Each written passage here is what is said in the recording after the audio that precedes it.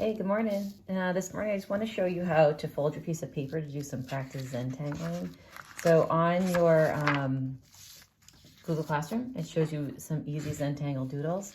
To get ready for that, fold your paper in half and then fold it in half again. So you have a really skinny strip. And then you can open it up and go in the opposite direction. And you'll get a bunch of boxes to work with. So inside these boxes, you can do your Zentangling. When you're doing your Zentangling, you're working towards creating a pattern. A pattern's when you repeat shape or line. And so you want to work towards a consistent pattern. You can make your boxes really small if you want to. I added one more.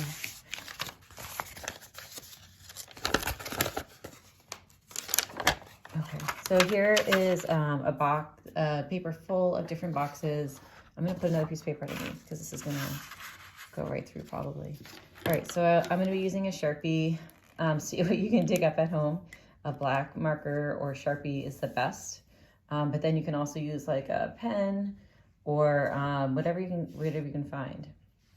So in one of the boxes, to create a pattern, you just want to make sure you get nice and tight with your pattern.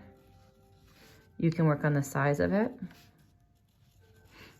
I'm just kind of warming up. So if you look at, that's one size pattern that I could start with. I'm also wondering if I want to go like a little bit smaller. So that'd be like a little bit tighter. So you're working to establish a pattern by really building up the pattern through repetition. So I would fill in the box, fill in like 5 boxes, and then you can see what you want to add onto your collage. So when you're looking at your patterns, use your resources on Google Classroom for the simple pattern. There's some really good ones there. Think about doing some with line and some with shape. So, and the other part that I just wanted to help you out with is for the collaging.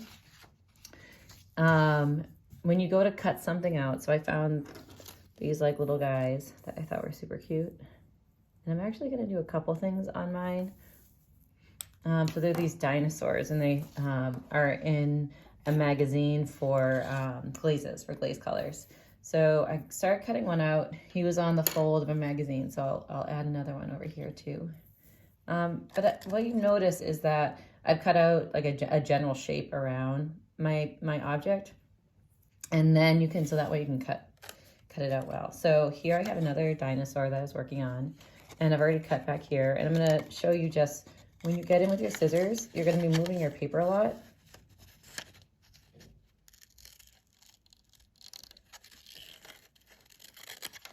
I'm always getting rid of the excess paper. So you hold your scissors out from you and you actually move the paper. And you can really get in there.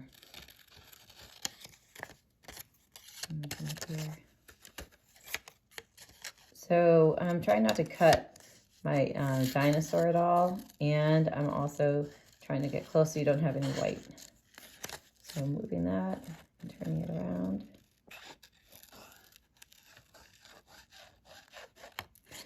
Also coming in from different directions. So this is a little bit of a tighter spot. So I'm going to come in from both directions, the horn and the back. And then I can get this little piece. And touch that up. Use a glue stick to glue. Use a glue stick to glue your objects on. After you've glued your objects on, I think I'm going to be floating a few of these. But I did want to just show you that when you go to do your Zentangle lines, your Zentangle lines should be 5, start with 5 lines, and they should go across the page. So either end to end like this, like paper to paper, or they can go from object to the side of the page.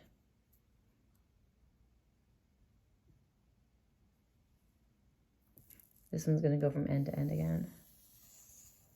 So that's 1, 2, 3, 4. I'm going to add a couple more in because I'm going to want to have some areas of small pattern, and I'm going to want to have some areas of bigger pattern. So I am going to put a couple more lines in here.